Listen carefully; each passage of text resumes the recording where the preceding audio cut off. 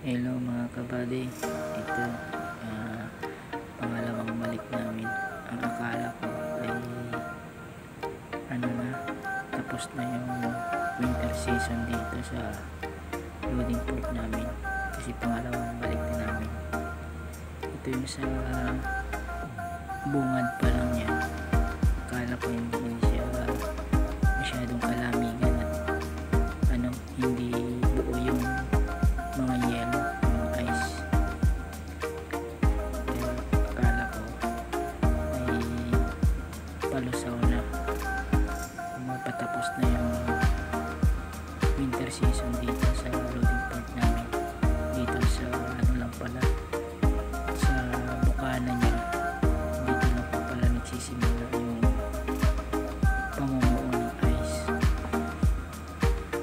dito sa dinadaanan namin. Kaya yan, nakikita nyo, mabilis pa yung takbo namin. Hanggang sa ito na, malapit na kami sa aming pagdadaon. Dito pinakamatindi kasi buo-buo na siya. Yan yung ice, buo na siya, sobrang lumig na.